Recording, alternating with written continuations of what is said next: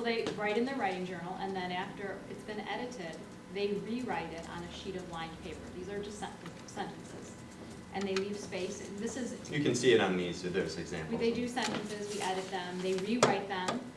I show them how to leave space, we cut them. And they have to have all their written sentences before they can go on to illustrate. So then I really know then if they're really interested in it. If they're willing to do all the writing because they really want to illustrate, and then it's worthwhile. I mean, then you can, and I'm telling you, this is in first grade, we start with how to write a sentence, and it leads into writing sentences and doing illustrations.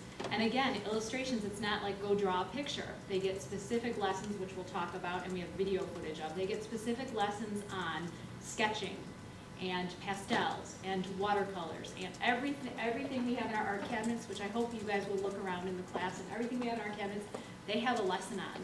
And we are checking in. We don't give them the freedom to just draw what they want. They need to have a book that they're going to use as their guide to sketch. They get a specific lesson.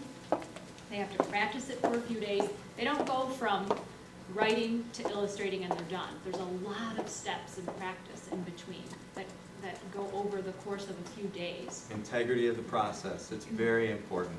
They need to know what it's like to be an artist. You know, artists just don't throw things down, you know, they think about it. And on here, on my PowerPoint, I said, let it soak in, that's very important. The other thing is, I wonder questions.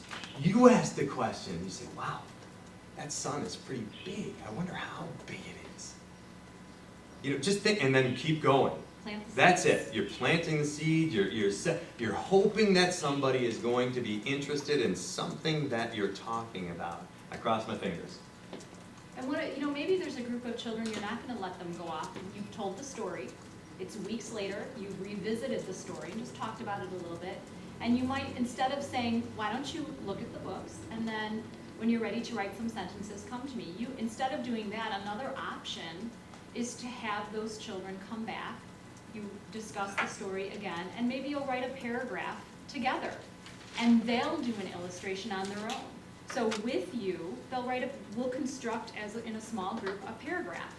They will rewrite, copying that paragraph into their writing journal, and then editing. That won't need to be edited as much as they're copying it, and then they'll do the illustration. So if you have children that have difficulty writing sentences, or maybe it's really early on and they're in first grade and they're not really set on writing sentences, and you know it's just going to be a disaster, then write the paragraph together with them, and then always do that. And then let them illustrate it. That's okay too. Yeah, you can have older children helping them. We have the older kids helping them. You know, Johnny needs some help. Joe, will you just go help him? He'll tell you. You know, he can be the scribe. He can write it for him. I mean, as long as the words are coming from little Johnny, you know, it's okay. It doesn't matter, because we're working on penmanship at the same time.